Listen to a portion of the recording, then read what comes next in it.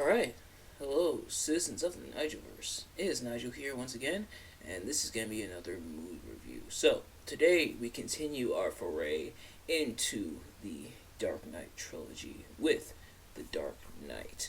Uh, um, for starters, I'm not professional movie reviewer or analyst or anything like that. Just a man, who enjoys a good time, and I definitely for sure had a really good time with this movie. Not I'm even gonna lie, this is a huge step up from Batman Begins. Don't get me wrong, Batman Begins was okay, but this was a huge step up in my opinion in terms of overall movie quality and everything. And it makes sense because usually the first movie in any type of trilogy or franchise or anything like that usually probably isn't gonna be like the best as but this definitely was a huge step up from Batman Begins, which I am definitely happy for. So, it's a movie that's been hyped up for years. A lot of people have talked about it. This is one of my dad's favorite movies. He's for something that we'll get into in a little while, and yeah, so let's get right into it. So, for those of you who've seen these types of reviews from me before, you kind of already know how this works. But for those of you who haven't, for those of you who are new here, first of all, welcome. But also, I'm going to be talking about what I liked and what I disliked about the movie. Starting with what I liked, there is a lot to like here. I feel like I said, the movie overall much better than the first one, and there's more action and there's more drama and everything. The first one had some of that, but this one takes it into another gear. There's more Batman stuff. The first one was kind of establishing Batman, and then was very bottom heavy when it comes to the Batman stuff. The Batman stuff didn't really happen toward like the middle to the end of the first movie, but this one a lot more Batmaning, if that's even a term. And yeah. So overall, just really good stuff. A lot of the stuff that the first movie established has been improved this time around in the Dark Knight and everything. Um, we get some new characters. We get some returning faces and everything, and some of the characters get expanded upon a little more, which is very nice. And yeah, so everything about the first movie just elevated quite a bit, including the villains this time around. The two major villains in this movie. The first starting off with Harvey Dent, aka Two Face, who, as a result of the main villain that we have to talk about here, or definitely. All right, quick edit there. But the main villain that we have to talk about, which we'll get to, but Harvey Dent slash Two Face, I thought was really well done. His character design looks really cool. The half of his face being scarred, or looked kind of gross. Actually, it's more his left side that got scarred, but still looked really gross, and it looked almost a bit cartoony, but they managed to pull it off and make it look very realistic, and how he slips more into like the chance and everything, him leaning on the coin aspects and everything that his character's known for, and how he's pretty much driven mad later on into the movie. I think was really well done, and the fact that he's like the last villain that Batman takes out, I think was a very nice touch, especially how they've been building him this time around. On, or not necessarily this time around, but how they've been building him throughout the movie and everything. And we see Harvey Dent most of the movie, and then after the accident, which we'll get into, then he becomes Two Face, goes totally unhinged and everything. So, yeah, I thought that was really well done, and I thought the character was established really well. A lot of his motives were established really well. How he slips into villainy was established very well, and they do quite a bit of they do some foreshadowing, not just with the coin, but also the quote that's been quoted many times in memes on the internet and stuff. You either die a hero or live long enough to see yourself become the villain, and that is exactly what happened with Harvey Dent here. So all that I think was done very very well. But the main villain, the Joker. Shout out to the Joker who I'm wearing on my shirt here, but oh my god, the Joker in this movie, he's so well done. And Heath Ledger earned that Oscar, R.I.P. to him, of course, but he definitely earned that Oscar. What a fantastic character. Um, and I feel like with Joker, usually usually how it's done is he's very chaotic. He wants a lot of chaos and everything. He causes a lot of chaos, but he's also very smart and clever, and knows how to push buttons, and usually thinks ahead and everything. And at least that's usually how it's done. Sometimes it's more just about the chaos, but usually thinking ahead and everything. And and that's definitely what they do here with the Joker in this movie. How Joker is almost always like 10 steps ahead of uh, not just the police department but Batman, pretty much playing, and society as a whole, pretty much playing everyone against each other, or for the most part, including the ending where there's two boats and two bombs, and he wants them to blow each other up. And the whole like motive behind the Joker, or not about money or anything, it's about sending a message, and that message being that society is corrupt, that they'll turn on each other once a little bit of chaos and lunacy is placed in, and that's exactly how it's conveyed here. And he's definitely a constant presence throughout the movie. He has some great jokes and some great one-liners and everything, and you can definitely tell that he is somewhat right to an extent, as we've seen in the movie, but he's definitely also a crazed maniac madman, and that's a dynamic that I feel like the movie pulls off really really well. Oh, they don't lean too much to one side, too much of the lunacy, and then too much of like too much of like the message and everything. They come together to form a perfect combination of elements when it comes to the Joker's character. Excuse me. And I feel like that is what adds depth to the character, and it's what allows the character to really be fleshed out and to really carry the narrative of the movie. Like, a Joker was a joy to watch this time around, and the fact that they kept his identity and everything very mysterious, because that's another one of the major elements of Joker's character throughout like the comics and everything, and almost every incarnation of him that's appeared in like movies and stuff, is that he's very mysterious. You don't really know his identity. Apparently they have explored it somewhat in the comics, but otherwise you don't really know his identity, because you're not supposed to. They kept it very mysterious, is to add that level of mystique and intrigue. Now to compare Heath Ledger's Joker here, or to a couple other Jokers that I'm familiar with. The first being Jack Nicholson from the 1989 Batman movie directed by Tim Burton, and then the other comparison I have is Joaquin Phoenix's Joker in the Joker movie that came out in 2019.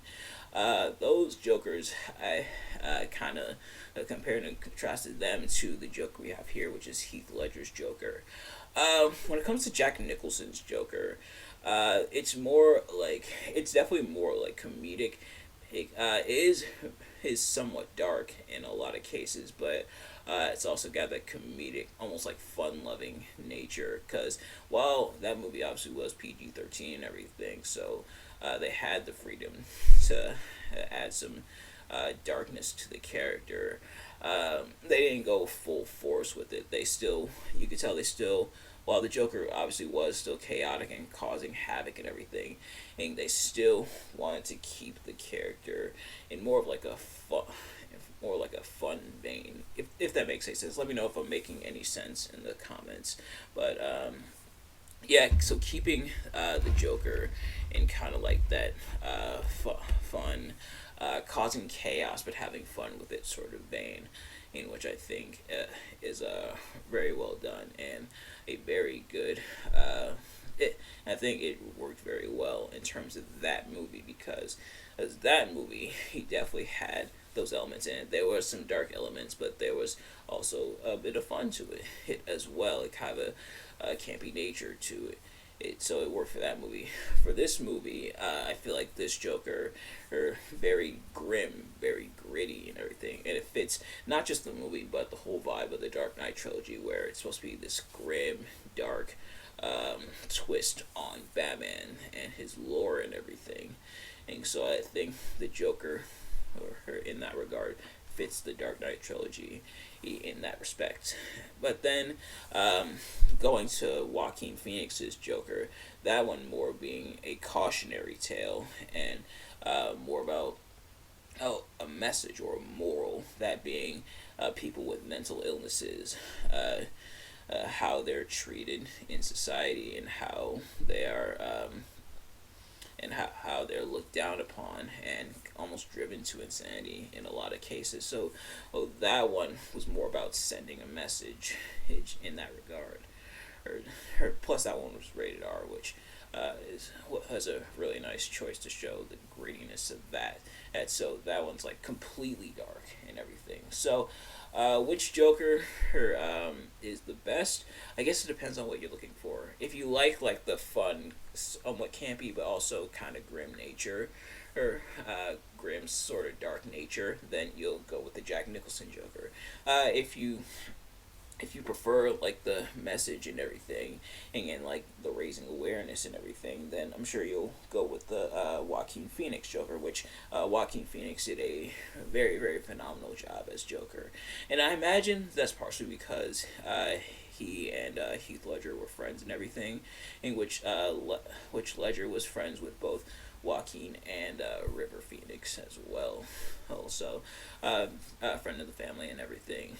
So I imagine Joaquin Phoenix based a lot of his Joker here on Heath Ledger's Joker. Which, speaking of which, if you like almost like both of those, definitely more like grim and gritty and everything, then you'll lean more towards this Joker. But the fact that you have three different versions of Joker, essentially the same character told three different ways, I think is definitely a very good testament to definitely a very good testament to Joker as a character and being able to write him very well, and how well he's been written in like movies and TV shows and stuff, and just as an overall character in comic books and movies, what have you. So I think those engines for the Joker work really well. But that's enough of the rambling. I just had to talk about that because Joker was phenomenal in this movie, and of course some of the returning characters such as Morgan Freeman as Lucius Fox, Christian Bale as Batman, etc. They still did their roles very, very well this time around.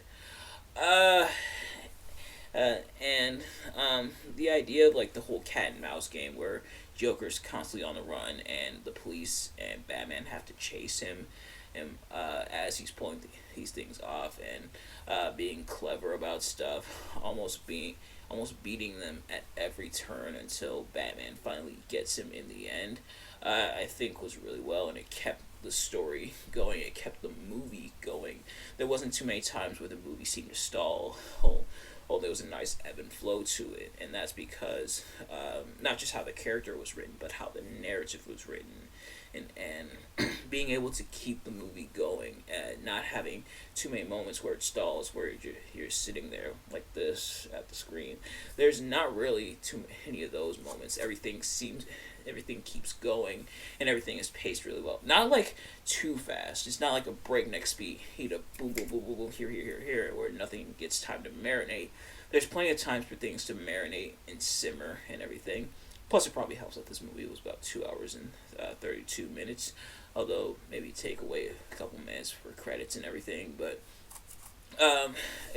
it definitely helps that the movie was a bit on the lengthy side, to allow things to simmer, but the movie had a very nice pace, so everything was allowed to really cook and to simmer and to work out and everything.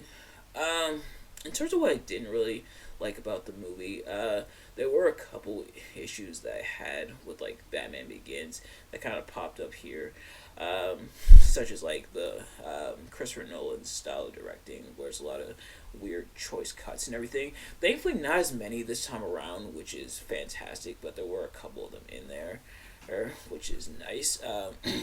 But then again, he did have about 3 years to work on that, and it seems like he did. I don't think I addressed this in the Batman Begins review, but that fake voice that Bruce Wayne puts on as Batman is kind of weird. Like, in other incarnations, and the voices will be switched up, but it still sounds somewhat natural. Like, for example, like Kevin Conroy's Batman in like Batman the Animated Series or the Arkham games. R.I.P. to Kevin Conroy, but how he did it was Bruce Wayne. He talked a bit more softly and everything, versus Batman, and it's definitely more like big and menacing and everything.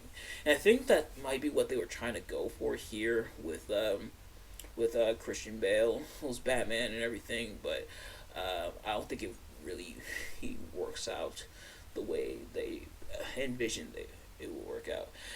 I can, like I said, so one thing I always say is I can usually I can usually tell the intent, and I can usually appreciate the intent, and I can tell they kind of intended that like what I was just describing with Kevin Conroy's Batman. I think that was the route they were going for, but it didn't really pan out that way. But I can at least appreciate the intent, which is good. But yeah, the fake voice is a little weird. But speaking of Bruce Wayne, I wish there was a bit more Bruce Wayne in here. Usually, the thing about Batman related media is that usually there's a nice balance between the Bruce Wayne stuff and the Batman stuff. I feel like the first movie had a little bit too much Bruce Wayne, but now this movie has a little bit too much Batman, and if that makes any sense.